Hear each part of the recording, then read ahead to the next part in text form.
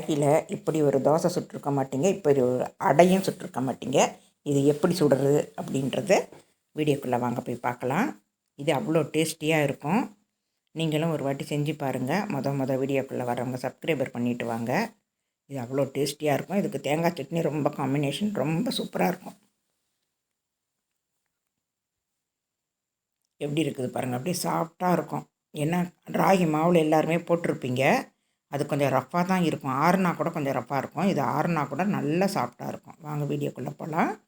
நான் வந்து 1 கப்பு ராகி எடுத்திருக்கேன். இது வந்து எனக்கு 1 கப்பு அளவுது இந்த டம்ளரு. உங்கள்கிட்ட என்ன மெஷர்மெண்ட் இருக்கோ அதுக்கு தகுந்த மாதிரி எடுத்துக்கோங்க.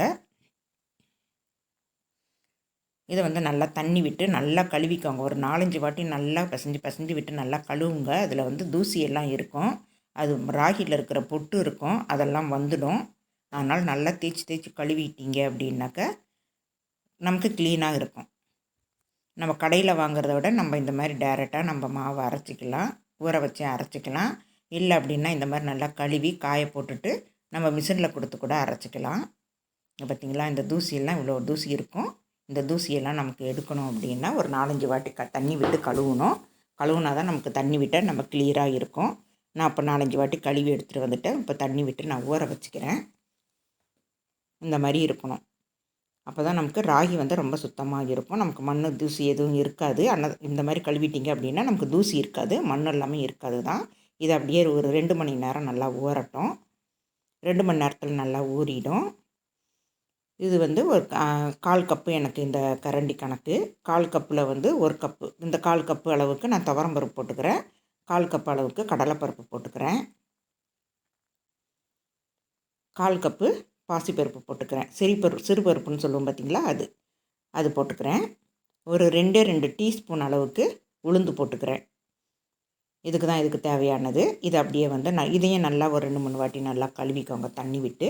கழுவிட்டு அதுக்கப்புறம் இதுவும் ஒரு 2 மணி நேரம் தனியாகவே ஊறட்டும்.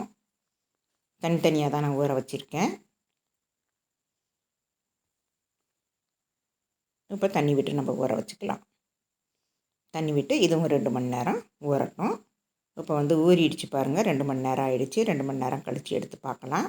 இப்போ பாருங்கள் எப்படி நுரையா இருக்குது. இந்த தண்ணியை நம்ம கீழே ஊற்றிடலாம். இந்த தண்ணியை நம்ம யூஸ் பண்ணிக்க வேண்டாம். இதுவும் நல்லா கழுவிட்டு, நல்லா பிசைஞ்சு கழுவிட்டு இந்த தண்ணியை மட்டும் ஊற்றிக்கோங்க. மறுபடியும் தண்ணி விட்டுலாம் கழுவிக்க வேண்டாம். 2 மணி நேரம் தான் ஊறி இருக்குது. இப்போ நான் ராகி மாவை மட்டும் நான் 2 வாட்டியாக போட்டு அரைச்சிக்கிறேன். சின்ன ஜாரில் தான் அரைக்கிறேன்.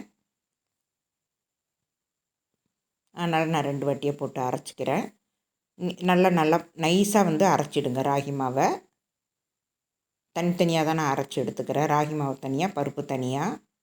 இப்போ ராகி மாவு ஃபஸ்ட்டு தடவை நான் அரைச்சிட்டேன் பாருங்கள். கொஞ்சம் தண்ணி விட்டே அரைச்சிக்கலாம். இப்போ பாருங்கள், இந்த அளவுக்கு நல்லா ஃபைனாக இருக்கணும். நல்லா நைஸாக இருக்கும். நம்ம வீட்டில் அரைச்சோம் அப்படின்னா நல்லா இன்னும் கூட சூப்பராக இருக்கும். நம்ம பவுடராக போட்டு நம்ம செய்கிறத விட இந்த மாதிரி ஊற வச்சு அரைச்சி நீங்கள் தோசை விட்டு பாருங்கள், அவ்வளோ சாஃப்டாக இருக்கும். இப்போ இதையும் ஊற்றிக்கலாம். இப்போ 2வது வாட்டியும் நான் அரைச்சிட்டேன். அதையும் நான் அது கூடயே நான் ஊற்றிக்கிறேன். இப்போ இது கூட வந்து நான் கடலைப்பருப்பெல்லாம் ஊற வச்சேன் பார்த்திங்களா, கடலைப்பருப்பு, துவரம்பருப்பெல்லாம், அதெல்லாம் வந்து இப்போ நான் இதையும் இப்போ தண்ணியை வந்து வடிச்சிட்டு எல்லா பருப்புமே இதில் போட்டுக்கிறேன். இந்த ஜாரில் எல்லா பருப்பையும் போட்டுக்கிட்டு நம்ம அரைச்சிக்கலாம். இது கூடயே உங்களுக்கு நீங்கள் மிளகாயெல்லாம் கூட போட்டு அரைச்சிக்கலாம். நான் மிளகாய் வந்து நான் தனியாக தான் போட்டு அரைக்க போகிறேன். அது ரொம்ப நைஸாக வேணாம் அப்படின்ட்டு இதுவும் கொஞ்சம் கொரன்னு தான் அரைச்சிக்கணும். பருப்பு, ராகி மட்டும்தான் நல்லா நைஸாக அரைச்சிக்கணும். பருப்புங்க வந்து கொஞ்சம் கொரன்னு இருந்தாவே பரவாயில்ல. இப்போ வந்து நான் மிளகாய் வந்து நான் போட்டுக்கிறேன். இதுக்கு வந்து 1/4 டீஸ்பூன் அளவுக்கு பெருஞ்சீரகம் போட்டிருக்கேன். 1 டீஸ்பூனு மிளகு போட்டிருக்கேன். மிளகாய் வந்து உங்கள் காரத்துக்கு தகுந்த மாதிரி போட்டுக்கோங்க. என்கிட்ட பூண்டு பவுடர் இருக்குது. நான் பவுடர் தான் 1/2 டீஸ்பூன் போட்டிருக்கேன். பூண்டு இருந்ததுன்னா கூட நீங்கள் பச்சை பூண்டு போட்டுக்கலாம். மிளகாய் வந்து நான் 6 மிளகாய் கிட்ட நான் போட்டிருக்கேன். நீங்கள் காரம் பார்த்துக்கிட்டு போட்டுக்கோங்க. உப்பு வந்து 1 டீஸ்பூன் போட்டிருக்கேன். உப்பு பார்த்து தேவையான அளவுக்கு உப்பும் காரமும் நீங்கள் தேவையான அளவுக்கு போட்டுக்கோங்க. இதை நல்லா வந்து அரைச்சிக்கலாம். ஃபைன் பேஸ்ட்டாக வேணும்னா ஃபைன் பேஸ்ட்டாகவும் அரைச்சிக்கலாம், இல்லைனாலும் ஒரு சுமாராக அரைச்சிக்கலாம். பருப்பு கூட போட்டோம் அப்படின்னா ரொம்ப கொரன்னு இருக்கும். அதனால தான் நான் தனியாக அரைக்கிறேன். இது 1/4 டீஸ்பூனு மஞ்சத்தூள், 1/4 டீஸ்பூனு பெருங்காயத்தூள் போட்டிருக்கேன். இதை வந்து நல்லா கலந்து விட்டுக்கலாம். இப்போது பருப்பு, மிளகாய் அரைச்சது, ராகி அரைச்சது எல்லா மாவுமே எல்லாம் ஒன்றா கலந்து விட்டுக்கலாம். இது அப்படியே இருக்கட்டும். இப்போ நான் கொஞ்சம் மாவு வந்து வேறு கிண்ணத்தில் எடுத்து வச்சுருக்கேன். இப்போ தேவைக்கு மட்டுக்கும் நான் தோசை ஊற்றிக்கிறதுக்கு நம்ம வந்து வெங்காயம்லாம் போட்டுட்டு நம்ம அது கூட வந்து ஃப்ரிட்ஜில் வைக்க முடியாது. அதனால் தேவையான அளவு மட்டும் மாவு எடுத்திருக்கேன். ஒரு கொத்து கருவேப்பிலையை பொடியாக கட் பண்ணியிருக்கேன். ஒரு கைப்பிடி அளவுக்கு கொத்தமல்லியும் பொடியாக கட் பண்ணியிருக்கேன். ஒரு வெங்காயம் வந்து நல்லா கட் பண்ணி போட்டிருக்கேன். உங்களுக்கு வந்து சின்ன வெங்காயம் கிடச்சதுன்னா சின்ன வெங்காயம் கூட கட் பண்ணி போட்டுக்கலாம். நான் பெரிய வெங்காயம் தான் போட்டிருக்கேன். இதையும் போட்டு நல்லா கலந்துக்கலாம். இது கூட வந்து கொஞ்சோண்டு தேங்காய் துருவல் போட்டுக்கலாம். அது அப்படியே இருக்கட்டும். இது வந்து பாருங்கள் தனியாக இருக்கிற மாவு. இது கூட வந்து நான் எதுவும் கலக்கலை. இது நம்ம அரைச்சிட்டு வந்த மாவு தான். இது வந்து அப்படியே இருந்ததுன்னா நம்ம தேவையானப்போ நம்ம வெங்காயம் போட்டு நம்ம சுட்டு எடுத்துக்கலாம். இப்போ தோசை தவா வந்து நல்லா நல்லா சூடு ஏறிட்டுருக்கு. இப்போ நான் ப்ளெயின் மாவு தான் போட்டுக்கிறேன். ப்ளெயின் மாவு நல்லா நம்ம ஊற்றி நம்ம நைஸாக ஊற்றிக்கலாம். இன்னும் கொஞ்சம் உங்களுக்கு தண்ணி வேணும்னாலும் கூட இன்னும் கொஞ்சம் தண்ணி விட்டு கூட நீங்கள் ஊற்றிக்கலாம். இதை வந்து நம்ம சுற்றி எண்ணெய் விட்டுட்டு ஒரு மூடி போட்டு மூடிக்கோங்க. அப்போ தான் நமக்கு வந்து ராகி மாவில் மேலே வந்து வெள்ளை வெள்ளையாக இருக்காது. இப்போ நம்ம பவுடர்லாம் போட்டு அரைச்சோம் அப்படின்னா பவுடர்லாம் போட்டு நம்ம தோசை ஊற்றினோம் அப்படின்னா மேலெல்லாம் வெள்ளை வெள்ளையாக இருக்கும் பார்த்திங்களா? அது வந்து ராகியோட குணமே அப்படி தான். அதனால் வந்து ராகி மாவு போடும்போது மட்டும் இந்த மாதிரி கொஞ்சம் மூடி போட்டு நீங்கள் தோசை சுட்டுக்கோங்க. அப்போ தான் அது சூப்பராக வெந்திருக்கும். நல்லா 2 சைடும் நல்லா வெந்தும் வரும். நல்லா எண்ணெயை விட்டுக்கணும். இதில் 2 பக்கமுமே கூட நீங்கள் எண்ணெய் விட்டுக்கலாம், நெய் கூட விட்டுக்கலாம். நான் எண்ணெய் தான் விட்டுருக்கேன். நல்லா திருப்பி போட்டு எடுத்துக்கோங்க. நல்லா பொன்முருவலாகவும் எடுத்துக்கலாம். ரொம்ப கறியிடாமல் பார்த்துக்கோங்க. நம்ம அடிக்கடி நம்ம வந்து இந்த மாதிரி திருப்பி போட்டுக்கணும். இப்போ இப்போ வந்து நான் அது வந்து ப்ளெயின் மாவு. இதில் வந்து வெங்காயமெல்லாம் போட்டது. இப்போ வந்து நான் தோசை ஊற்றும்போது தான் இதில் வந்து நான் ஒரு அரை மூடி தேங்காய் வந்து நான் துருவி போட்டிருக்கேன். உங்களுக்கு தேங்காய் வந்து ஆப்ஷனல் தான். உங்களுக்கு வேணும் அப்படின்னா போட்டுக்கலாம், தேவையில்லைன்னா அப்படியே விட்டுக்கலாம். எனக்கு தேவையே, அதனால் இன்னும் டேஸ்ட்டு கிடைக்கும். அதனால் நான் தேங்காய் வந்து நம்ம ஊற்றும்போது நான் தேங்காயை போட்டுக்கிறேன். இப்போ வந்து நான் ஒரு கரண்டி தான் எடுத்து வச்சுருக்கேன். இதை வந்து நம்ம கையாலேயே நல்லா நைஸாக தட்டி விட்டுக்கலாம். கையால் தட்டணும் அப்படின்னா இன்னும் நல்லா நைஸாக இருக்கும். கரண்டியால் அது வந்து நம்ம தேய்ச்சி விட முடியாது. ஏன்னா வெங்காயம்லாம் இருக்குது. அதனால் வந்து நம்ம தேய்ச்சி விட முடியாது. அதனால் இது எடுத்து வச்சுட்டு நம்ம கையால் தட்டிக்கலாம். இதுலேயும் நல்லா 2 பக்கமும் நம்ம எண்ணெய் விட்டுக்கணும். நல்லா எண்ணெய் விட்டுக்கோங்க. இதுக்கு வந்து கொஞ்சம் எண்ணெய் அதிகமாகவே தேவைப்படும். நம்ம தோசைக்கெல்லாம் விடுறத விட இதில் இன்னொரு ஸ்பூன் எக்ஸ்ட்ரா தான் நம்ம விடுற மாதிரி இருக்கும். அப்போ தான் நான் இந்த மாதிரி அடையெல்லாம் சாப்பிட்றதுக்கு நம்ம டேஸ்ட்டாக இருக்கும்.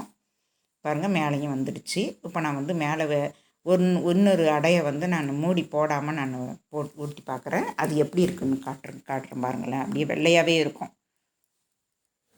மூடி போட்டால் தான் நமக்கு 2 சைடும் நல்லா வெந்து வரும். இப்போ வந்து இதை நான் மூடி போடாமலே நான் உங்களுக்கு இதை வேக வச்சு காட்டுறேன். அது எப்படி இருக்குன்னு பாருங்கள்.